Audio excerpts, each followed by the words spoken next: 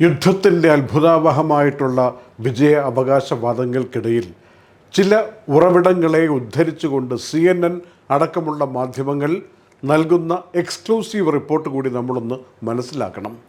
ഏതാണ്ട് 9 മാസമായിട്ട് അറബിക്കടലിൻ്റെ ഓരത്ത് സ്ഥിതി ചെയ്യുന്ന തമ്പടിച്ച് കിടക്കുന്ന USS ലിങ്കൺ അടക്കമുള്ള വിമാനവാഹിനി യുദ്ധക്കപ്പലിൽ കഴിയുന്ന 5000-ഓളം വരുന്ന അമേരിക്കൻ നാവികർ, ജീവനക്കാർ അവർക്ക് വേണ്ടത്ര ആഹാരം പോലുമില്ലാതെ കഴിയേണ്ടുന്നൊരു സാഹചര്യമാണ്. വളരെ ദുരവസ്ഥയിലൂടെ പല ആളുകളും കഴിഞ്ഞു പോവുകയാണ്. എങ്ങനെയെങ്കിലും അവസാനിപ്പിച്ചിട്ട് തിരികെ നാട്ടിലെത്തിയാൽ മതി, കുടുംബത്തോടൊപ്പം ചേർന്നാൽ മതി എന്നാഗ്രഹിക്കുന്നവരാണ് കൂടുതൽ എന്ന വിധത്തിലുള്ള റിപ്പോർട്ടുകൾ വന്നുകൊണ്ടിരിക്കുകയാണ്. ഇങ്ങനെ റിപ്പോർട്ടുകൾ വരാൻ തുടങ്ങിയപ്പോൾ തന്നെ അമേരിക്കയുടെ പ്രതിരോധ സെക്രട്ടറി ഹെഗ്സത്ത് പറയുന്നത് അങ്ങനെയല്ല, ഈ വിഷ്വൽസ് നോക്കൂ, ഇവിടെ ഉദ്യോഗസ്ഥർ വളരെ നല്ല രീതിയിൽ തന്നെയാണ് തുടർന്നു പോകുന്നത് എന്നാണ്. എങ്കിലും ഇതൊരു വലിയ ചർച്ചാ വിഷയമായി ആഭ്യന്തരമായി അമേരിക്കയിൽ സൈനിക വൃത്തങ്ങൾക്കിടയിലും മാറിയിട്ടുണ്ട് എന്നാണ് CNN പറയുന്നത്. മാത്രമല്ല, മുതിർന്ന ചില ഉദ്യോഗസ്ഥരെ ഉദ്ധരിച്ചുകൊണ്ടുള്ള റിപ്പോർട്ടിൽ ഇപ്പോഴത്തെ കടൽ കഴിയുന്ന ജീവനക്കാരുടെ മാനസിക സമ്മർദ്ദം അളക്കാൻ തക്ക മാപിനിയില്ല എന്ന മട്ടിലാണ് റിപ്പോർട്ടുകൾ വ്യക്തമാക്കുന്നത്. ഇങ്ങനെയൊക്കെ പറയുമ്പോഴും യുദ്ധം എല്ലാവർക്കും നാശമല്ല ഉണ്ടാക്കുന്നതെന്ന് തിരിച്ചറിയണം. ഇന്ന് പുറത്തു വന്നിരിക്കുന്ന ഇറാഖിലെ ഓയിൽ മിനിസ്റ്ററുടെ റിപ്പോർട്ട് അനുസരിച്ച് ഈ യുദ്ധം തുടങ്ങിയിട്ട് ഇന്ന് വരെയുള്ള കണക്ക് പരിശോധിച്ചാൽ ഓഗസ്റ്റ് മാസം ആദ്യം കഴിഞ്ഞു പോയ ഈ 14 ദിവസം ഉണ്ടല്ലോ, ഈ ദിവസത്തിനിടയിലാണ് അവരുടെ ചരിത്രത്തിലെ ഏറ്റവും വലിയ എണ്ണ വിൽപ്പന നടന്ന ഘട്ടങ്ങളിൽ ഒന്ന്. എന്ന് വെച്ചാൽ ഒരു ദിവസം 2 മില്യൺ ബാരൽ എണ്ണ ഇറാഖിൽ നിന്ന് എക്സ്പോർട്ട് മാത്രമായിട്ട് പലയിടങ്ങളിലേക്കും കൊണ്ടുപോകാനുള്ള അവസരം ഇപ്പോൾ കിട്ടിയിരിക്കുകയാണെന്ന്.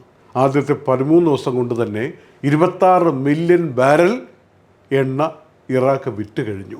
അപ്പോൾ യുദ്ധത്തിൻ്റെ അനന്തര സൂചകങ്ങളായി ചില രാജ്യങ്ങൾ കാശുണ്ടാക്കുന്നു എന്നുകൂടി നമ്മളിവിടെ തിരിച്ചറിയണം.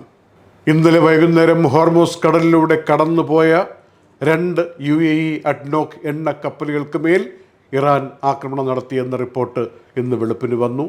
ആർക്കും പരുക്ക് പറ്റിയതായി വിവരമൊന്നും ലഭിച്ചിട്ടില്ല.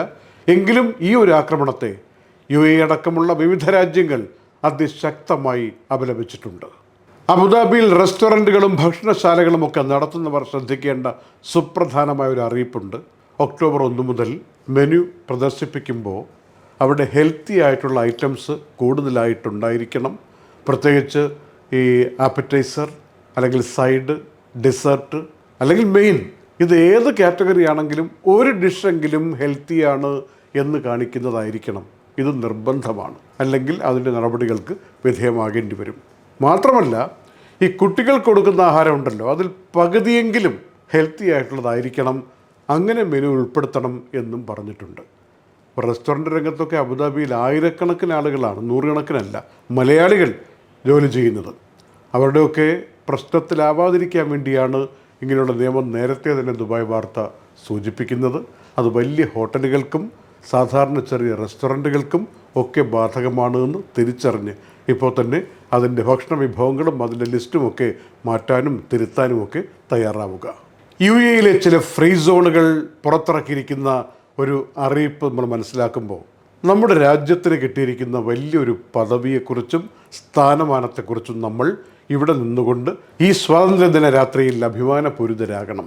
പ്രത്യേകിച്ച് ഷാർജയുടെ ഷംസ് മീഡിയ ഫ്രീ സോൺ പറയുന്നത്, ഒരാൾ വിസയ്ക്ക് അപേക്ഷിക്കാൻ വേണ്ടി വരുമ്പോൾ പല രാജ്യങ്ങളും ഇനി മുതൽ പോലീസ് ക്ലിയറൻസ് സർട്ടിഫിക്കറ്റ് അവരവരുടെ രാജ്യങ്ങളിൽ നിന്ന് കൊണ്ടുവന്ന് അറ്റസ്റ്റ് ചെയ്ത് നൽകണം എന്നാണ്.